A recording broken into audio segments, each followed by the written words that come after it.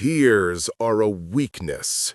Alpha Kale's voice boomed across the silent clearing, each word a stone cast at my heart. And the Silver Moon Pack has no place for the weak. He pointed a single, condemning finger at me, his eyes cold as the winter earth. My fated mate, Jackson, stood beside him, his gaze averted, his jaw locked in a grim line that offered no comfort, no protest. He was letting this happen. The pack elders nodded in solemn agreement, their faces impassive masks as the sentence was passed, not with a gavel, but with the crushing weight of their collective silence. I was nothing, a wolfless she-wolf, a disgrace, an omega to be discarded. The pain of the mate bond fracturing was a physical agony, a tearing in my soul so profound I thought I might die from it right there on the frozen ground, but the only sound that escaped my lips was a choked, pathetic gasp. Wait, before the next revelation unfolds, if this mystery has already captivated you, let us know where you're following this story from.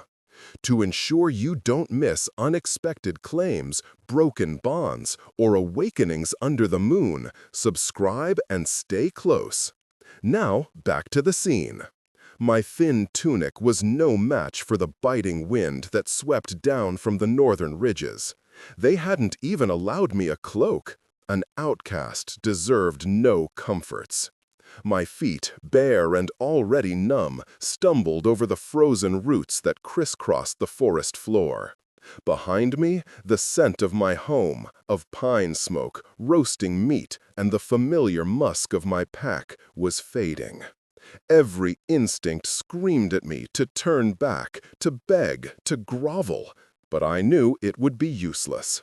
Kale's word was law, and Jackson's silence had been his consent. The severing of a mate bond was a wound that couldn't be seen, but it bled all the same. It was a hollow ache in the center of my chest, a constant, nauseating emptiness where his presence used to be a warm hum. We had known we were mates since we were 16. For 2 years, that bond had been the secret, thrilling core of my existence. It was a promise that even if my wolf never emerged, I would still have a place, a purpose. Jackson had sworn it to me, his breath warm against my ear under a summer moon. You are my destiny, Alara, wolf or no wolf. His promises were now just ashes on the wind. My wolf, the source of all my shame. Pack children usually had their first shift between 16 and 18. I was now 20, and the inner beast that should have been my strength, my other half, remained dormant. The pack's healers had called it a curse. The elders called it an omen. Kale, who had taken over the alpha position from his father only 6 months ago, called it an unacceptable liability. A pack's strength was in its numbers, in the claws and teeth of its warriors. A wolfless female was just another mouth to feed, unable to fight, unable to hunt effectively, unable to produce strong, pure-blooded heirs. My own parents, gone for years now in a border skirmish, would be ashamed, or perhaps they would be heartbroken. I would never know. A twig snapped behind me. I froze, my heart hammering against my ribs. It was probably just a squirrel, but out here, beyond the pack's protective borders, every sound was a potential threat. Rogues, wolves cast out for their crimes, roamed these lands. They were feral, driven mad by the solitude, and they would see a lone, weak she-wolf as an easy meal. I forced my legs to move faster, ignoring the sharp pains of stones and ice against my skin. Panic was a bitter taste in my mouth. I had never been truly alone in my life. The pack was everything. Without it, I was just a girl in a forest, waiting to die. The sun began to dip below the jagged peaks of the mountains, painting the sky in brutal strokes of orange and purple. With the darkness came a deeper, more profound cold. My shivering was no longer a tremor, but a violent, uncontrollable quaking. I huddled at the base of a massive oak tree, its thick trunk offering a pathetic shield against the wind. My vision was starting to blur at the edges. I knew the signs of freezing. My body was shutting down. Perhaps this was for the best. A quick, quiet end was better than being torn apart by rogues. I closed my eyes, a single, frozen tear finally tracing a path down my cheek. I was so tired. A low growl startled me from my stupor. It wasn't the frenzied snarl of a rogue.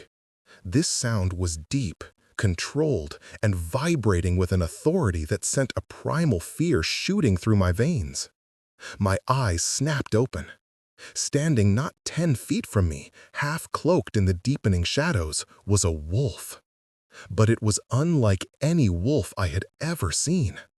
It was enormous, its frame larger than Kyle in his shifted form. Its fur was the color of midnight, a pure, unbroken black that seemed to drink the light. And its eyes, they glowed with a chilling, intelligent silver. This was no rogue. This was an alpha. And from the scent that reached me, a scent of dark earth, ancient pines, and raw power, I knew exactly who he was. Darius, the alpha of the Shadowfang Pack, our sworn enemies. The ruthless killer from the stories our elders used to frighten children. The one who had personally claimed the lives of a dozen of our warriors, including Jackson's older brother. I scrambled backward, my back hitting the rough bark of the oak. A whimper escaped me. This was it. A fate worse than freezing, worse than rogues. The Shadowfangs were known for their brutality. They would take me, torture me for information, and then leave my body as a message. Darius took a slow, deliberate step forward, the movement fluid and predatory. He didn't snarl or show his teeth. He just watched me, his silver eyes seeming to pierce right through my fear, seeing the broken, pathetic creature I was. Then, in a ripple of shadow and muscle, the wolf was gone, and the man stood in its place.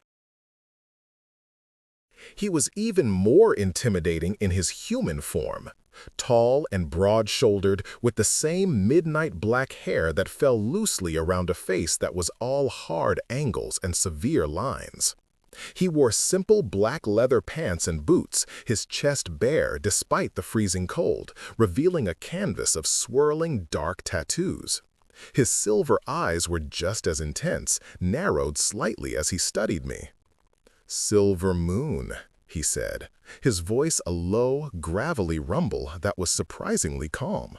He took another step, and I flinched. "You are a long way from home." I couldn't speak.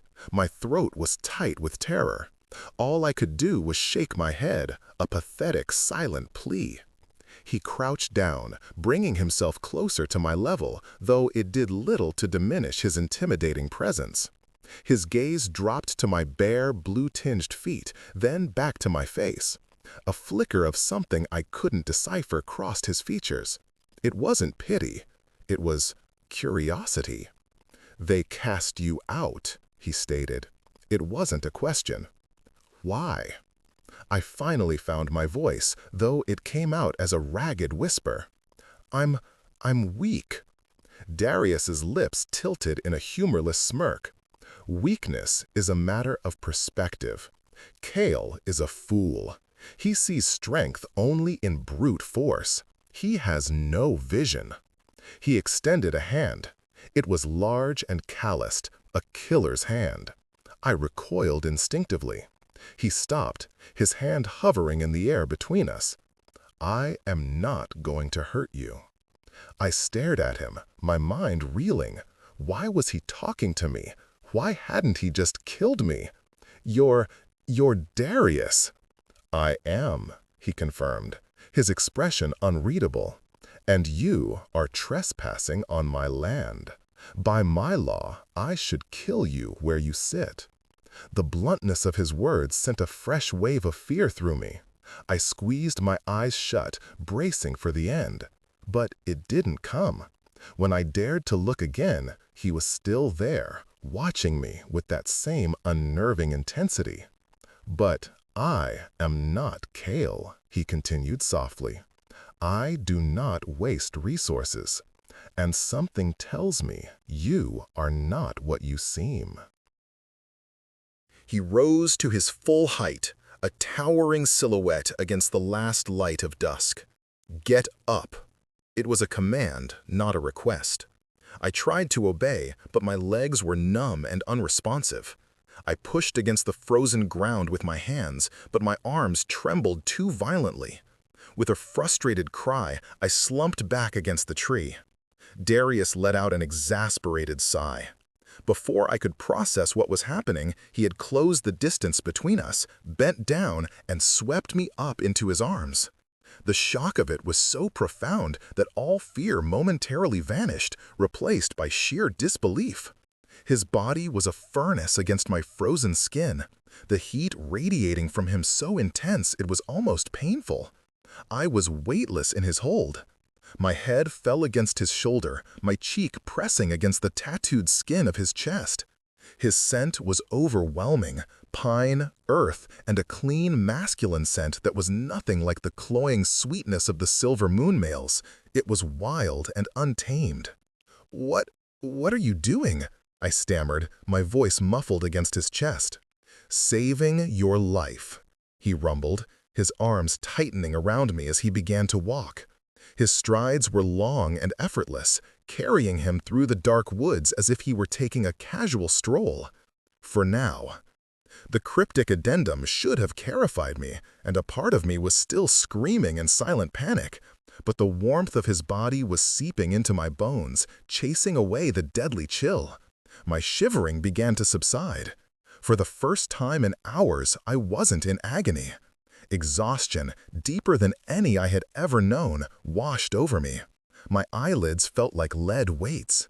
I knew I should fight, I should struggle, I should do something other than lie limply in the arms of my pack's greatest enemy, but I had nothing left.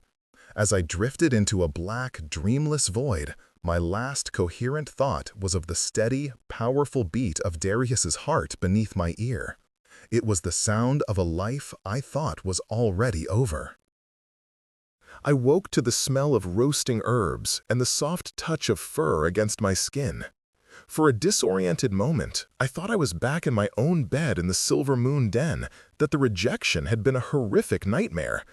But the scent was wrong. It was richer, earthier. I opened my eyes.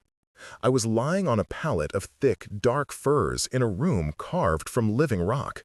The walls were smooth and gray, and the only light came from a crackling fire in a stone hearth across the room. The air was warm and dry. I was covered by a heavy black wolf pelt that smelled faintly of its owner, of Darius. I sat up, my head spinning slightly. My thin tunic had been replaced by a much thicker one made of soft, dark wool. My feet were bandaged. I wiggled my toes and felt a dull ache, but not the sharp sting of frostbite. Someone had tended to my wounds. "You slept for a day." The voice came from the shadows near the hearth. Darius stepped into the light, holding a wooden bowl that steamed with a fragrant stew. He had put on a leather jerkin, but it did little to hide the powerful muscles of his arms and shoulders. He moved with a quiet, predatory grace that made every nerve in my body stand on end. He stopped a few feet from my bed, his silver eyes assessing me. "Are you in pain?" I shook my head, though my entire body felt bruised and fragile. "Who? Where am I?" "You are in my den, in the heart of the Shadowfang territory," he said, his tone matter-of-fact. He held out the bowl. "Eat." I stared at the stew. My stomach growled, a traitorous sound in the quiet room. I hadn't eaten since the morning of my exile, but accepting food from him felt like a surrender, a step across a line I couldn't see. He seemed to read my thoughts. It is not poisoned. As I said, I do not waste resources. A dead guest is of no use to me. A guest, I repeated, the word sounding absurd. Or a prisoner. A corner of his mouth twitched. The distinction is up to you. For now, you are under my protection. No one in this den will harm you without answering to me. He pushed the bowl a little closer. Eat, little moon, you need your strength. The odd endearment startled me. Little moon? Was he mocking my pack, or was it something else? Hesitantly, I took the bowl. The warmth seeped into my cold hands. The stew was rich with chunks of venison, wild carrots, and potatoes, seasoned with herbs I didn't recognize. I took a tentative spoonful. The flavor was incredible, and the warmth spread through my chest, a welcome comfort in the terrifying strangeness of my situation. I ate quickly, unable to stop myself, keenly aware of his eyes on me the entire time. He watched me with an unnerving stillness, like a predator observing its prey, trying to understand its nature. When I was finished, he took the empty bowl and set it aside. He sat on a wooden stool near the fire, the flames casting dancing shadows across his severe face. The silence stretched between us, thick with unspoken questions. "Why?" I finally asked, my voice barely a whisper. "Why are you helping me?" "I have my reasons," he said evasively. He leaned forward, resting his forearms on his knees. "Kale believes you are weak because you have no wolf.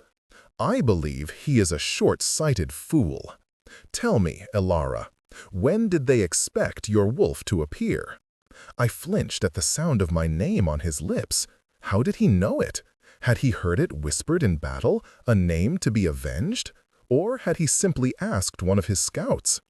"At 16, like everyone else." "And when it did not?" "The healers said my bloodline was thin, that the spirit of the wolf had passed me by." I recited the familiar, painful litany. Darius shook his head slowly, his silver eyes glinting. "They are fools as well. Your blood is not thin, it is old, ancient." He stood and walked to a rough-hewn wooden chest in the corner of the room. He lifted the heavy lid and pulled out a large leather-bound book. It was ancient, the cover cracked and worn with age. He brought it back to the firelight and opened it to a page marked with a strip of red cloth. "My ancestors have kept the histories of all the packs, not just our own," he explained, his voice low. "The official histories are full of lies, rewritten by alphas to suit their own narratives. The truth is much more complicated." He turned the book so I could see the page. It was filled with elegant, spidery script, and in the center was a beautiful, intricate drawing. It depicted a woman with flowing hair, and at her feet was not a wolf, but a large, spectral silver fox with 9 distinct tails. "There are legends," Darius said, his gaze fixed on the image, "of a time before the Great Schism, when the packs were not divided by wolfkin alone. There were other shifters, other powers. Most were hunted to extinction by the wolf packs, who feared what they could not control. The foxkin were said to be the most powerful. They didn't just shift form. They could weave illusions, heal mortal wounds, and command a magic tied directly to the moon." I stared at the drawing, a strange sense of familiarity stirring within me. It felt like a dream I couldn't quite remember. What does this have to do with me? "The legends say the foxkin's power lay dormant, passed down through bloodlines that appeared, to the ignorant, to be wolfless. It would only awaken in one who possessed the ancient blood when they were faced with a moment of absolute despair or a bond of unwavering loyalty. He looked up from the book, his silver eyes locking onto mine. The last known carrier of that blood was a she-wolf named Lyra. She was taken as a mate by a Silver Moon warrior 200 years ago. She was recorded as wolfless. She had one daughter who was also wolfless. Her line was thought to have ended, dismissed as a weak strain. He paused, letting the weight of his words sink in. Lyra was your ancestor, wasn't she, Ilara? My mind was reeling. The stories my grandmother used to tell me, whispers of a great-great-grandmother who could make flowers bloom in winter and sing the stars to sleep. We had dismissed them as fairy tales. My family had always been on the fringes of the pack, respected for our history, but pitied for our thin blood. I don't know, I stammered. It can't be. I'm nothing. I'm just... You are just afraid, Darius finished for me, his voice softening almost imperceptibly. You have been told you are weak your entire life, so you have never thought to look for a different kind of strength within you. He closed the book with a soft thud. Cale cast out a weapon he was too blind to see. I will not make the same mistake. A cold dread washed over me, chilling me more than the winter wind had. A weapon? Is that all I am to you? Something to be used against my old pack? He was silent for a long moment, his expression unreadable.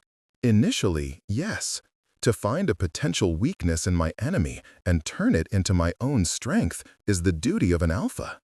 He took a step closer to my bedside, his presence dominating the small room. But I have seen the way the pack bond was torn from you.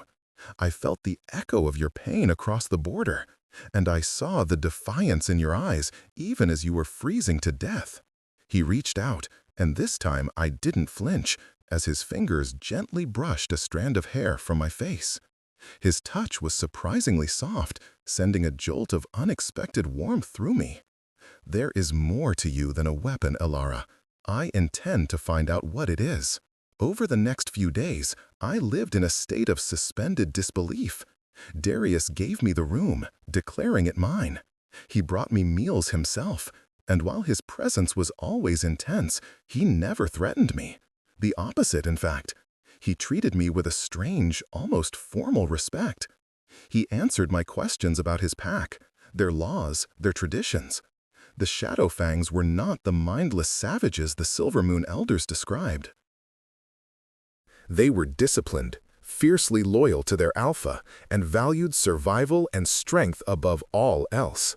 But their definition of strength was broader than Cale's. It included cunning, strategy, and resilience, not just raw power. One evening, a young she-wolf with fiery red hair and curious green eyes brought my meal instead of Darius. She introduced herself as Lyra, the same name as my ancestor. The coincidence was unsettling. "The Alpha asked me to bring this," she said, her voice cautious but not unkind.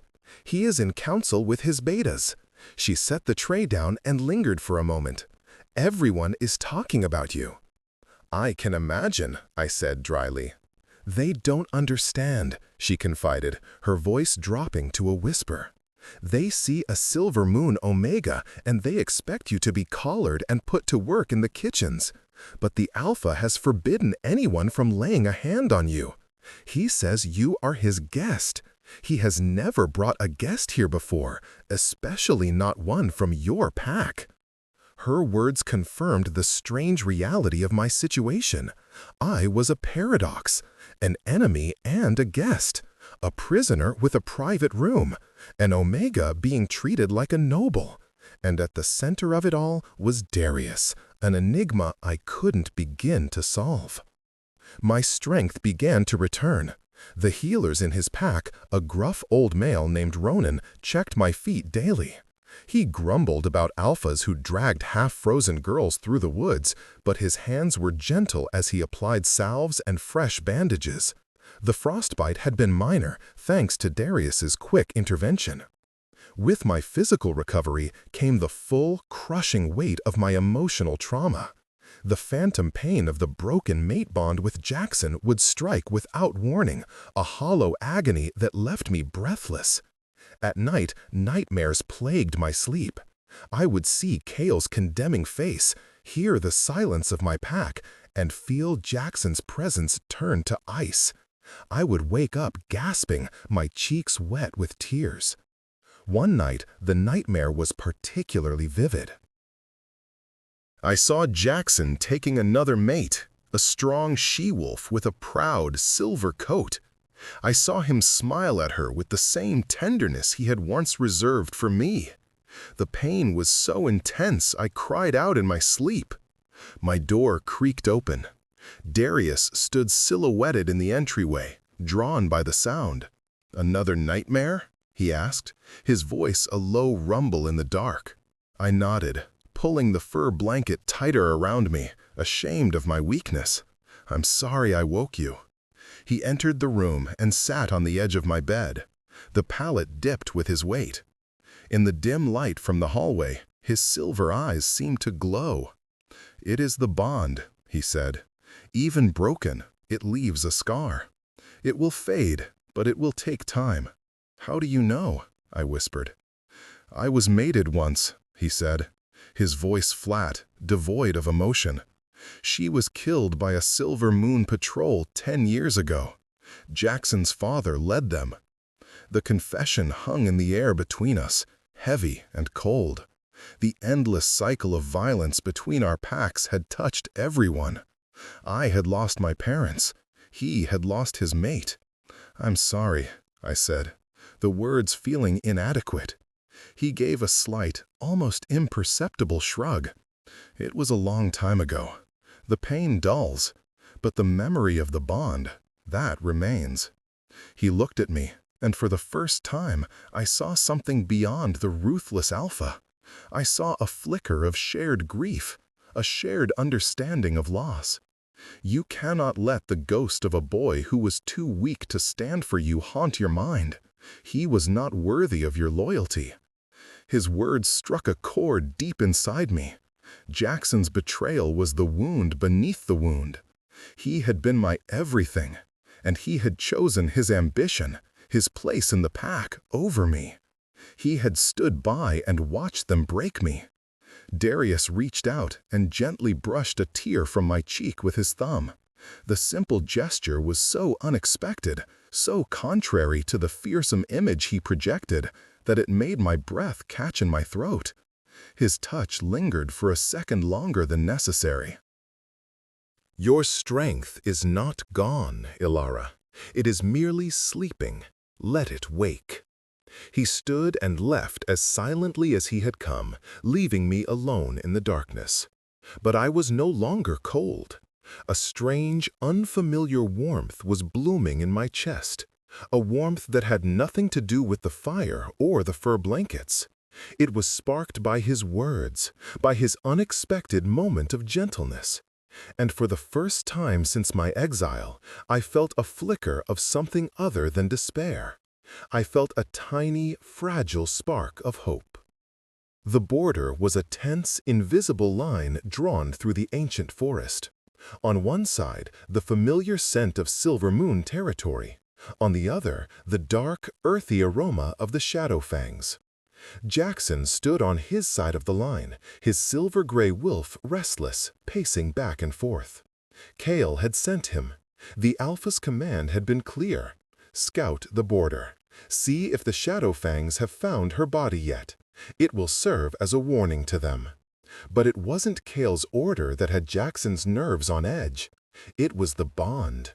The broken, severed thing that should have been silent was screaming in his soul. For days after the exile, he had felt a dull emptiness. He'd told himself it was relief. Relief from the burden of a wolfless mate, from the pitying looks of the pack.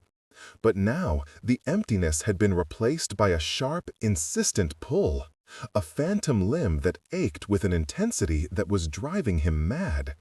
It was pulling him here, to this spot. Because she was close. He could feel her. A twig snapped on the other side of the border. Jackson's head shot up, his senses on high alert. A figure emerged from the dense pines of the Shadowfang territory. It was her, Ilara. She looked different. She was wearing dark, practical leathers that fit her slender frame perfectly. Her hair was tied back, and her face, though still pale, had lost the hollow, haunted look he remembered.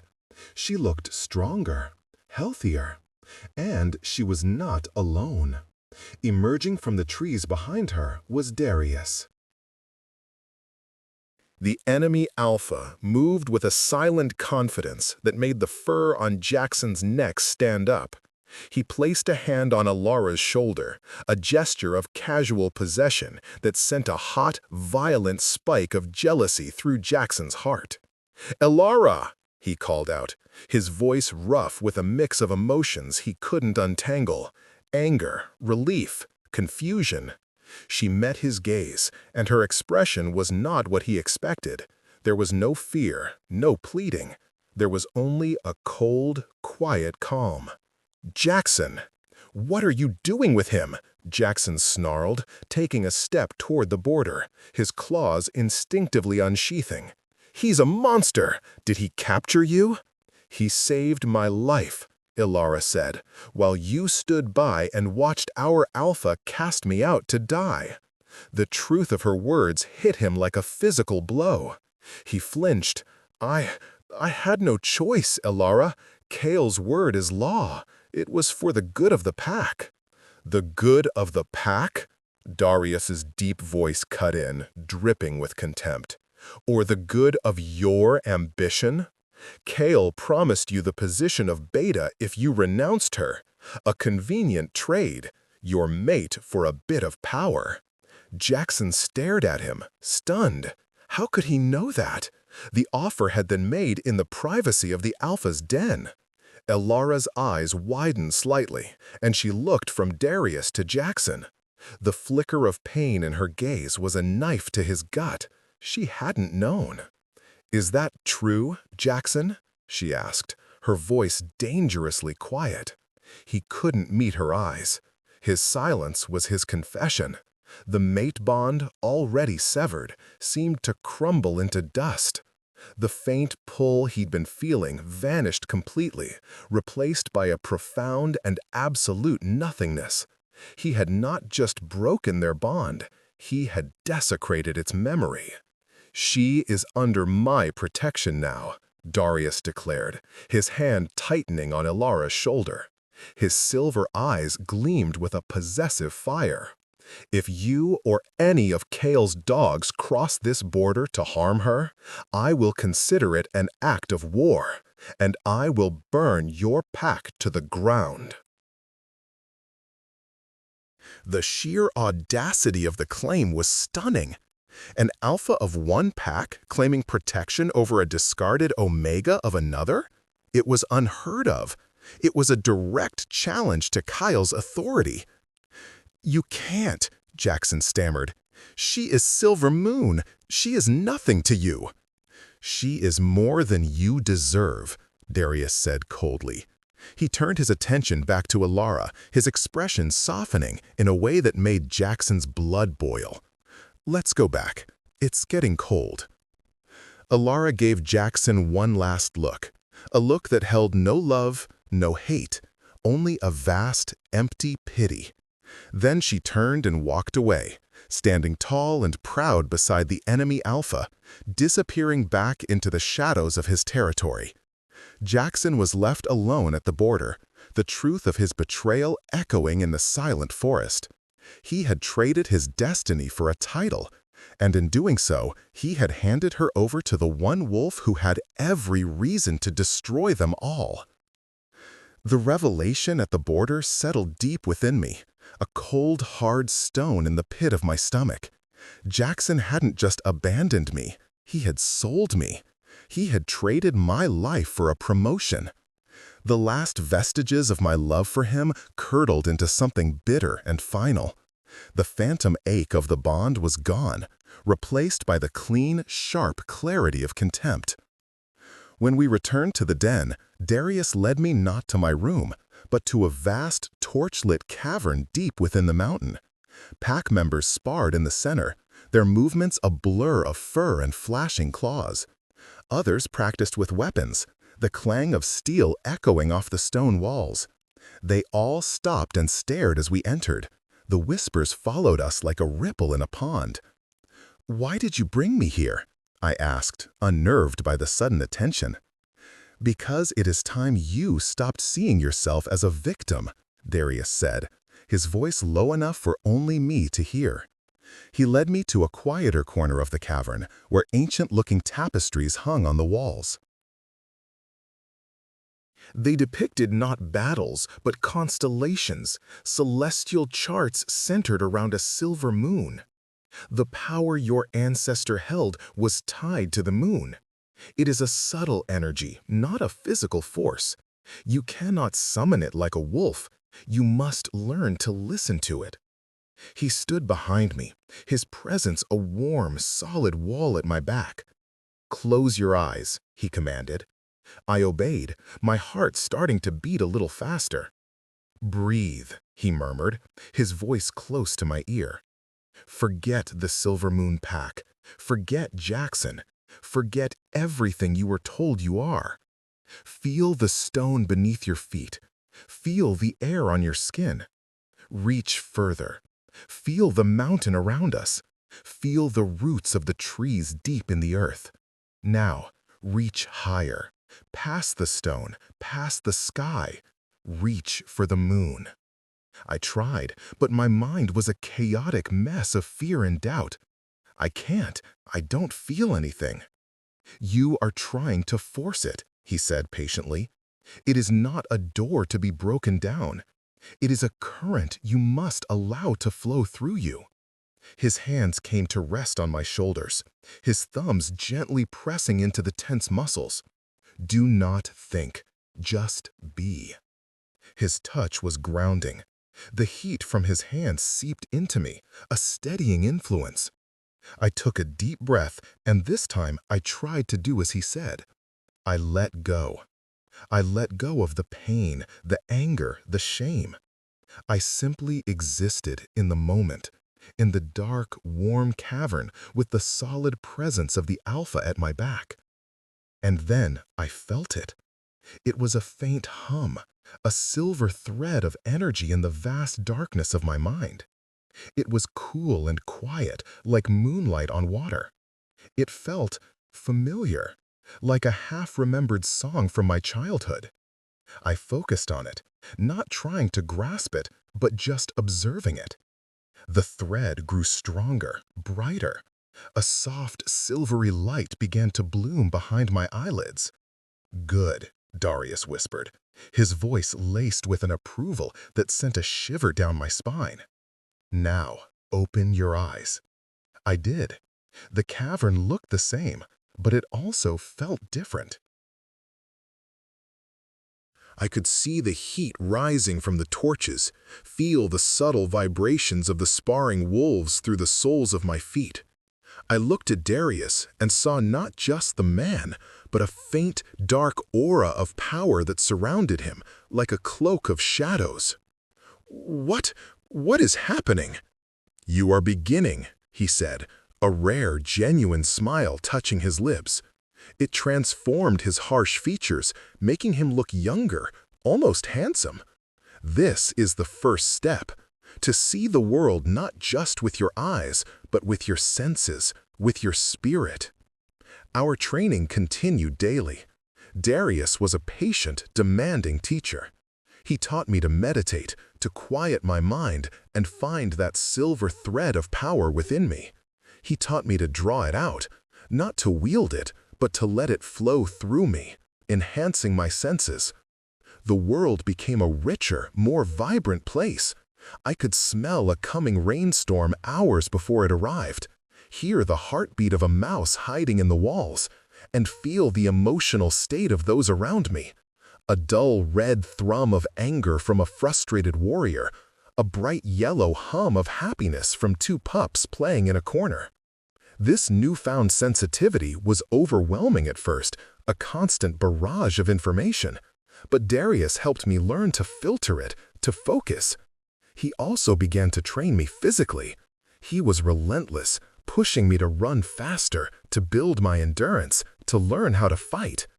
I was clumsy at first, but I was motivated. Every grueling session was a way of shedding the weak, helpless girl I had been. I was forging myself into someone new.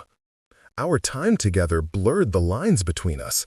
He was my alpha, my teacher, but he was also becoming my confidant. I learned about his pack, the struggles they faced with dwindling resources, and the constant threat of Kyle aggression. I learned about the loss of his mate, the guilt he still carried, believing he should have been there to protect her. And he, in turn, learned about me. He listened as I spoke of my lonely childhood, of the constant, quiet shame of being wolfless, of the hollow promises Jackson had made. One evening, after a particularly difficult training session where I had finally managed to disarm him, we sat by the fire in his private chambers, sharing a meal. The easy silence between us was comfortable, familiar. "You have learned quickly," he said, breaking the silence. "You have a warrior's spirit, Alara." "You taught me," I said, looking into the flames. "You saw something in me that no one else did, not even me." "I saw the truth," he replied. He reached across the small space between us, his fingers tracing the line of my jaw. The unexpected intimacy of the gesture made my breath catch. "I see it now. Your strength, your resilience, your beauty." I looked up at him, my heart hammering in my chest. His silver eyes were dark with an emotion I couldn't misinterpret. It was raw, possessive, and yet incredibly tender.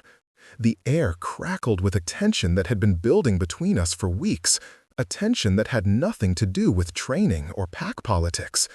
This was something else entirely, something personal and powerful and terrifying.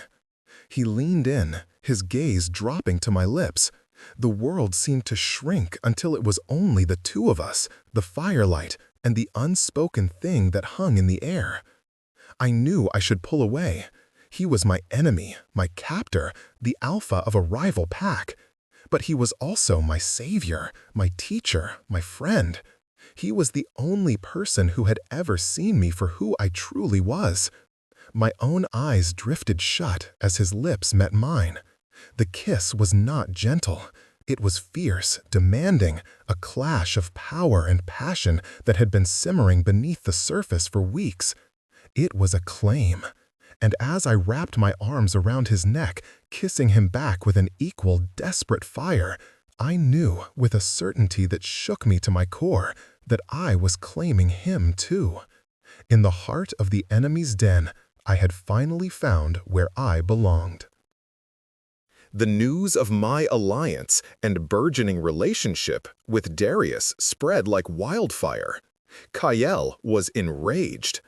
A discarded Omega not only surviving but thriving under the protection of his greatest enemy was a direct insult to his authority.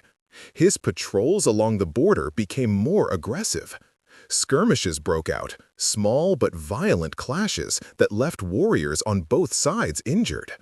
The fragile peace was shattering. Jackson, now officially Kyle's beta, was a changed wolf. The news of my kiss with Darius, carried on the wind and through the whispers of scouts, had solidified his loss. His ambition had turned to bitter resentment. He saw me not as the girl he had loved, but as a traitor who had willingly gone to the enemy. He fueled Kyle's rage, advocating for a full-scale assault to reclaim what was theirs. One morning, Lyra, the red-haired she-wolf, came to my room, her face pale with worry. "Alpha Darius has been called to an emergency council.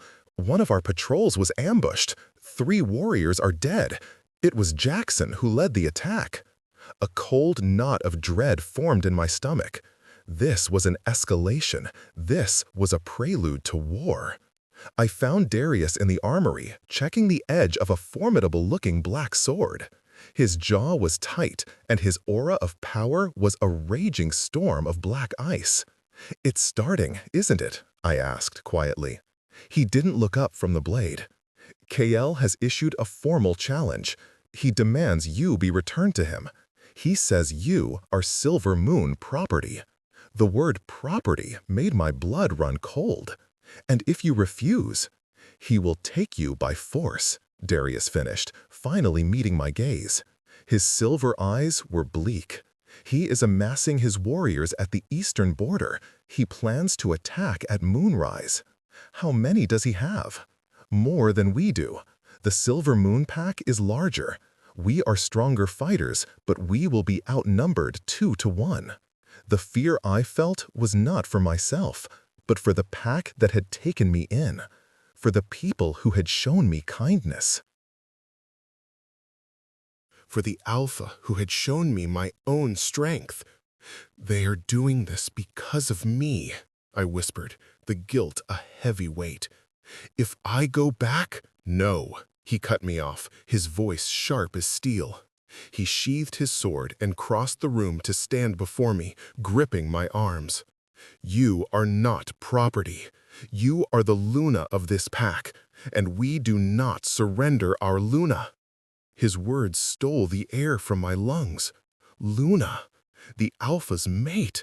He had not said the words, not formally, but this declaration, in the face of an impending war, was more binding than any ceremony.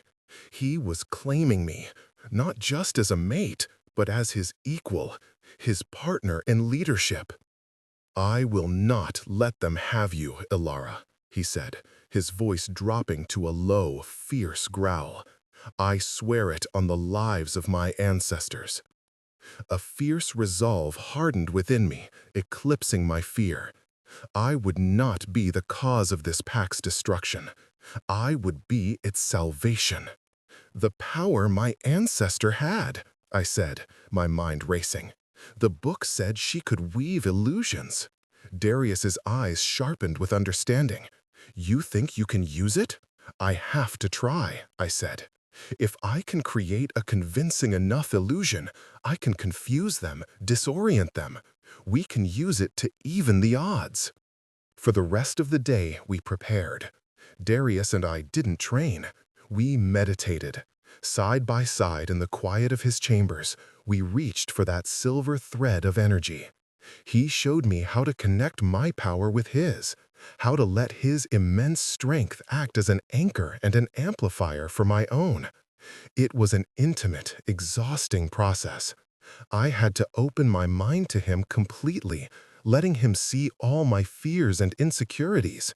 And he, in turn, had to lower his own formidable shields, showing me a vulnerability I had never imagined.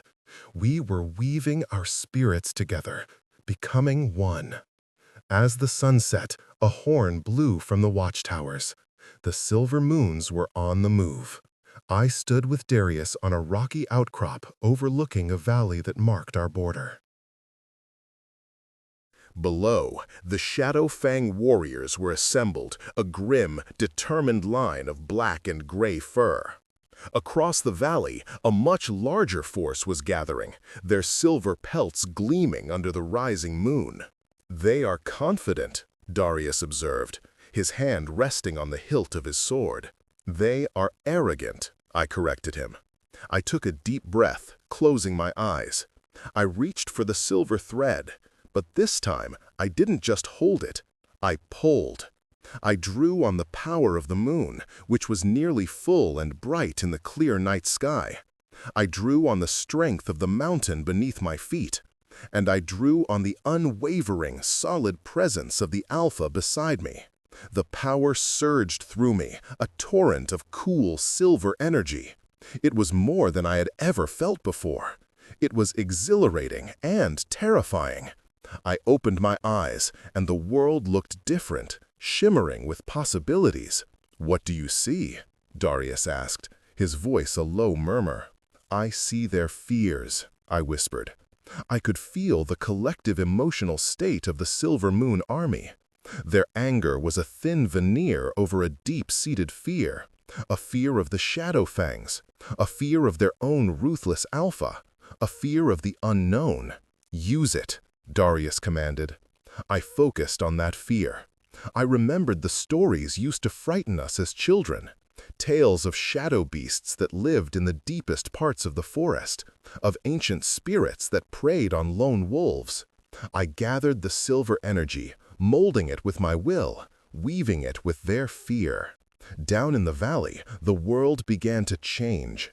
The shadows between the trees deepened, coalescing into monstrous shifting shapes with glowing red eyes. The wind began to whisper with ghostly howls. The very ground seemed to writhe, with spectral hands reaching up from the earth. The Silver Moon warriors faltered. Their confident advance slowed to a confused halt. Shouts of alarm and fear rose from their ranks. Cal's furious roars to press on were lost in the growing panic. "Now," Darius said. He drew his sword, the black steel seeming to drink the moonlight. He lifted it high. "For the Shadowfangs!" He let out a battle cry, a full-throated roar of an alpha defending his territory, and it was answered by 100 of his own warriors. They surged forward, a disciplined, deadly wave of black fur, crashing into the disoriented and terrified Silver Moon lines. The battle was chaos. My illusions held, sowing confusion and terror. Wolves snapped at phantoms, turned on each other in panic, and fled from horrors that existed only in their minds. The Shadowfangs, unaffected by my magic, cut through them with brutal efficiency. Darius was a whirlwind of destruction at the heart of the battle, his sword a blur of black steel. He fought with a grace and fury that was breathtaking. But my attention was drawn to another fight. Jackson, in his powerful silver-gray wolf form, had cornered Lyra against a rock wall. He was no longer the conflicted boy I had known. His eyes were wild with hatred. Before I could even think, I was moving. I ran down the rocky path toward the battle, my heart pounding. I had no wolf, no claws, but I was not defenseless. As I ran, I pulled the silver energy around me, weaving it into a shield. Jackson lunged for Lyra. Just as his teeth were about to close on her throat, I threw myself in front of her. His jaws snapped shut on my arm. The pain was blinding, a white-hot agony that shot through my entire body. But my shield held. His teeth couldn't break the skin, but the force of the impact sent me sprawling to the ground. Jackson stared, confused by the ineffective bite. His moment of hesitation was all Darius needed. With a roar of pure fury, Darius was there, pulling Jackson off me and throwing him across the clearing. "You will not touch her again," Darius snarled, his human voice laced with the growl of his wolf. He stood over me, helping me to my feet, his body a protective shield between me and the rest of the world. He glanced at my arm, his eyes blazing with a silver fire that was more intense than I had ever seen. He was looking at Kael, who was now approaching, his massive alpha wolf form radiating menace. "This ends now," Kael said, his voice dangerously low. Kael let out a mocking wolfish laugh. "It does. You have harbored our stray. Now you will pay the price." He lunged, not at Darius, but at me. Everything seemed to happen in slow motion. I saw Darius move to intercept him. I saw the flash of Kael's claws, and I felt a power erupt from within me that had nothing to do with illusions. It was a raw, physical force, a concussive blast of silver light that exploded from my body. Kael was thrown backward as if struck by lightning, landing in a heap 10 feet away. The entire battlefield fell silent. Everyone, Silver Moon and Shadowfang alike, stared at me, the wolfless Omega who had just single-handedly taken down a powerful Alpha. The silver energy swirled around me, no longer just a thread, but a visible shimmering cloak. And from that light, a shape began to form behind me. It was a massive, spectral fox, its fur the color of liquid moonlight, its 9 tails waving like banners in an unseen wind. It was the creature from the book, my ancestor's spirit, my true self. I was not wolfless. I was something more. Kyle staggered to his feet, his eyes wide with a mixture of fear and awe. He looked at me, at the spirit fox glowing behind me, and then at his decimated, terrified pack. He knew he was beaten.